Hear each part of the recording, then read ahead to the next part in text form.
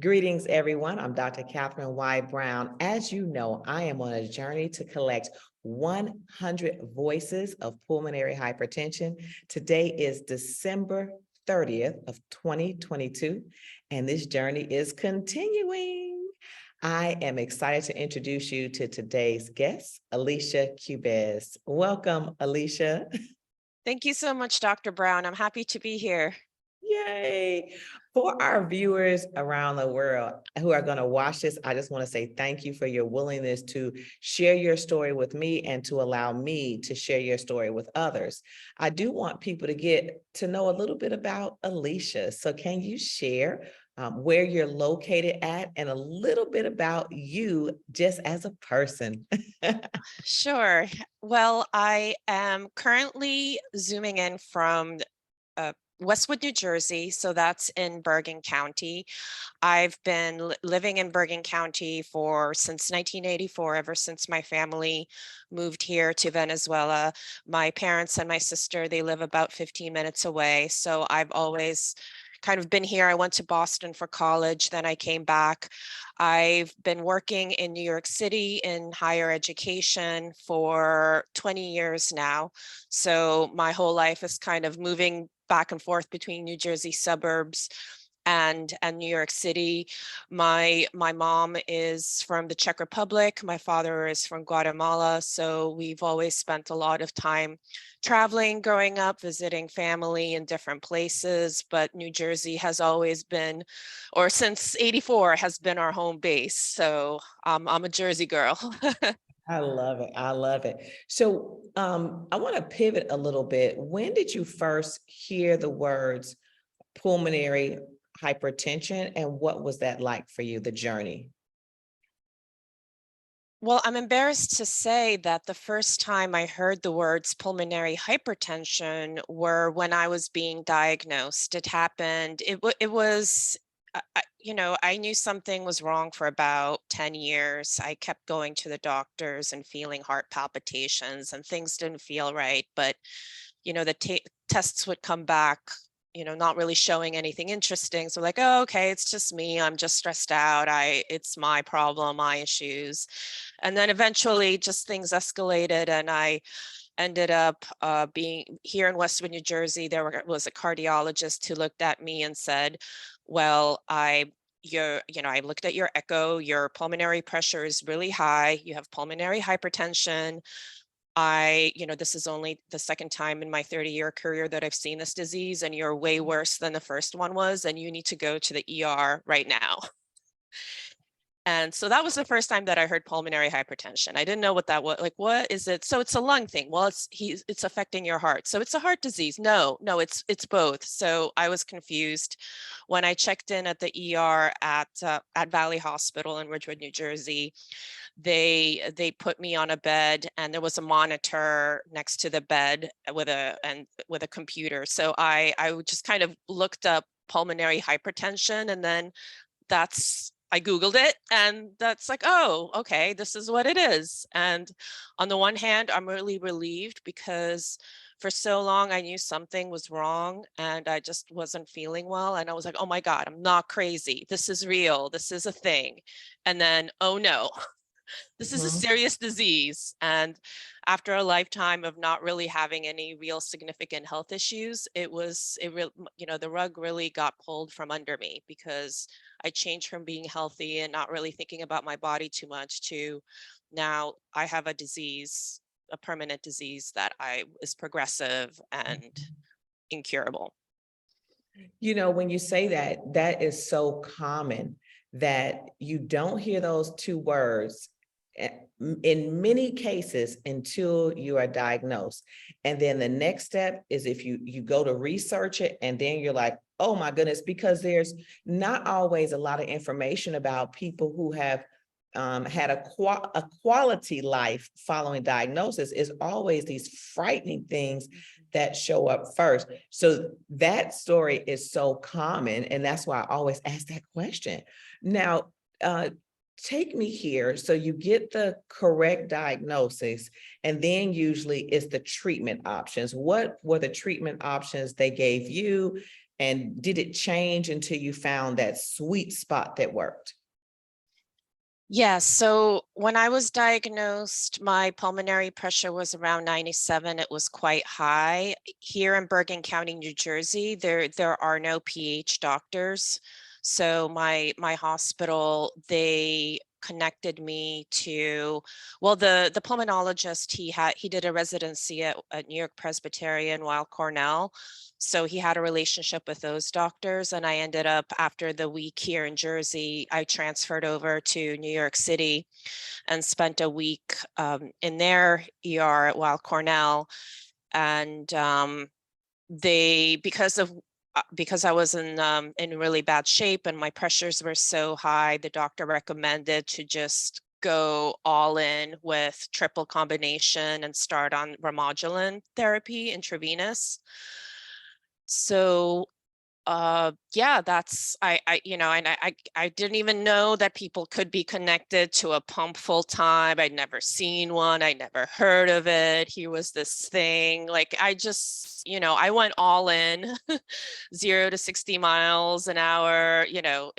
I was in it. I was in pulmonary hypertension. I was on the pump and I was taking pills, and that was that. Mhm.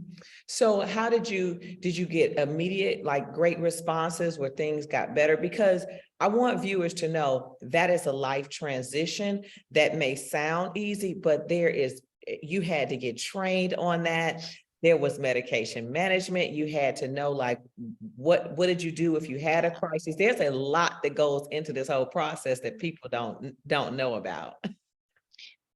Yes, and for there was a big it was a difficult decision, and there was a big decision to be made before I went on the intravenous therapy, because I had asked, of course, and that was 2018, and the Uptravi was already on the market. There were oral meds already on the market, and I was asking about those. Well, do I have to go on the pump? Can't I just go on try the pill first, and then if things don't get better, I can go to the pump, because the pump was so terrifying to me. And my doctor said, well, you could do that, but it may take months for you to feel better. And, you were talking to me. I was also asking questions about my job and when can I go back to Mhm. work?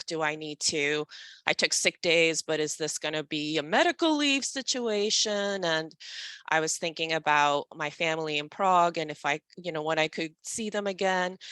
And I want to get back to my life as soon as possible. And she said, if you want to get back to your functional life, then going on intravenous therapy is your best bet, because that's the most aggressive immediate treatment. So I said, okay, let's do it.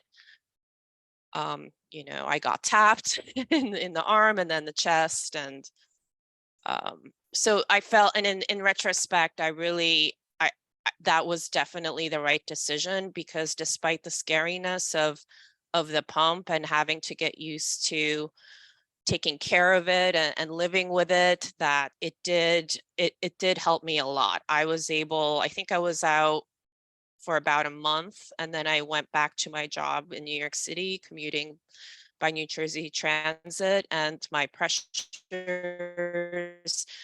immediately got better. And I mean, it wasn't easy, but the pump was definitely helped me get back on my feet. Awesome. So how many years ago was that? And then what is life like today?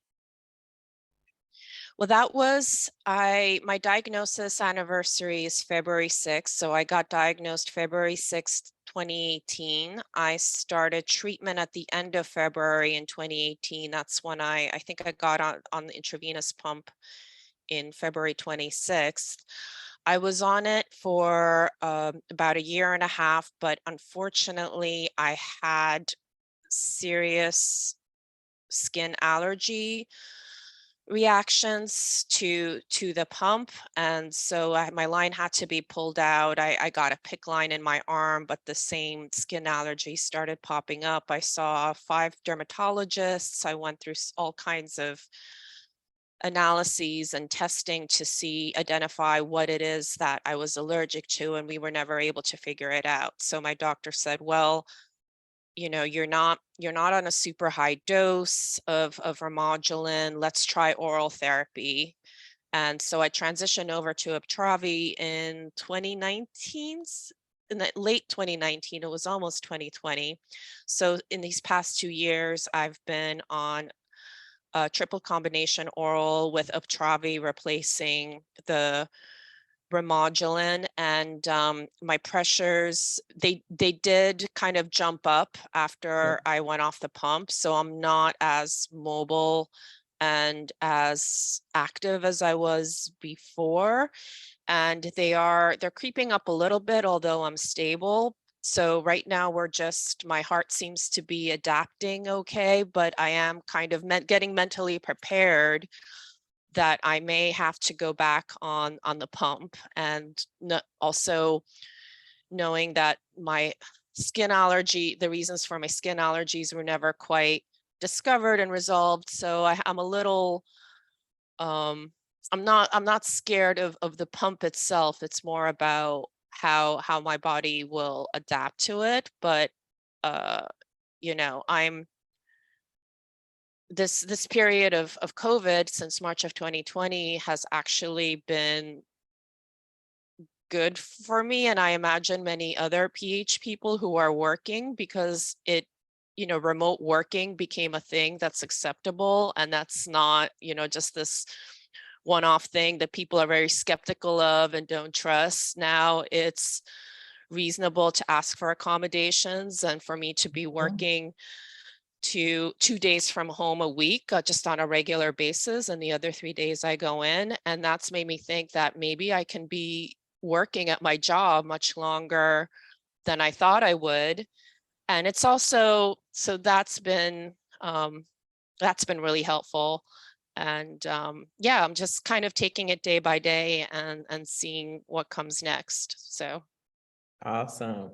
I love that you shared that this virtual world has really opened up so many doors, because it has. I mean, even the connection with other people has been opened up in a whole different way. And I think that is absolutely amazing. So we focus on three words, which is awareness, empowerment, and hope. Together, we can make a difference. So as you think about maybe your journey, do you have any thoughts on those three words together or individually that you would like to share with people who are watching this? sure. Well, in terms of awareness, I think that, having gone through my own journey of not being diagnosed for a really long time, and I hear the same story again and again about people, spending 5, 6 years not being diagnosed, and then they get diagnosed at this advanced stage. I think it's so important to just keep talking about pulmonary hypertension in any of our platforms, whatever that may be, whether it's in-person relationships or on social media or an email. Just keep saying the words, and so that all of those other people who right now are struggling in their lives also and are undiagnosed, uh, and also that, I think, being in my position, and I was this way before, like not really understanding what disability means, and that, falling into the trap of disability is something that that you see a person in a wheelchair, you see a person, otherwise, like not, maybe not, that disability is something that is seen, and that's not true. That disability can really come in many shapes and sizes, and it's on a spectrum. And just also help, aside from building awareness so that people who are undiagnosed or people who have PH family members, just so that people know how to take care of themselves and their family members, there's also this element of increasing tolerance of everyone who is struggling with some kind of health or not struggling, but living with a health situation that makes it necessary for them to interact with the physical world in a different way, and also thinking about how even those of us who are healthy, just being more aware of that and creating more accessible places within our control. That's important. Empowerment is about taking all the knowledge and our lived experience and using that as a source of strength to build a better world, really. Mhm. And I think also I see a lot of empowerment within the PH community and at the PHA, Pulmonary Hypertension Association conferences, where people come in with, with our disease, and we're feeling kind of a little hurt, a little scared. And there are people who say, well, you're a survivor, you can do it, you can help yourself, you can help others. That's been really very helpful. And then the last word, you said awareness, empowerment, and what was the last word? The last one is hope. Hope. Yeah. Hope is, yeah, hope is so important. And that's also something that we get, I think we can get a lot of from our own community, other patients who have pulmonary hypertension, those who, and those who came before us, those who were diagnosed 30 years ago. I look to I think about my future and kind of not knowing what to expect. Like, am I going to be working in my job in the next, 10 years? Am I going to be just not able to work? Am I going to be home? Am I going to be dead? And then there are people who, like, I've had this disease for 30, 35 years. I'm still here. This is how I coped. This is how I dealt with it. Those people really give me hope. And it also, I mean, of course, the medical community and the people who are doing the research on finding new drugs to treat this disease. It's I was already alive when PH didn't have any treatment options yet. I think Floland came on the market after I was born. So that's kind of mind numbing to me, that if I had been diagnosed with this when I was born or a kid, they would have told me, they're sorry, you have 2 years and that's it. And now, being diagnosed in 2018, there were all these options. So in just that, this short 30, 40-year span, to see that there's this huge community of people with this disease Yeah. have options, and constantly new options for treatment, that that gives all of us hope, I think. Absolutely. I agree. I agree. Thank you. Thank you so much, Jess, for sharing. I love the way you share your story, because it's such um, a peaceful way in which you share. But I hope that people watching this understand that there is hope, and things don't look the way that they look. So sometimes when we're researching online, it may be things from past. But like you said, you have a treatment option. This one works if something changes, but it's the option that most people didn't have, and that gives hope. And I want people to take that away. And also the fact that you're beautiful, vibrant, you're working, and you're doing things that you want to do on your terms. And Alicia, that's not something people always hear. So I Mhm. just thank you for being so transparent and vulnerable in sharing, so that people can take that away. So my final question for you is going to be, is there anything else that you want to share before we log off? Oh, thank you so much, Dr. Brown. I just, as I'm talking through my story, I'm filled with gratitude for you and those people who are working to share the voices of pulmonary hypertension patients and are raising awareness. I would really encourage everyone.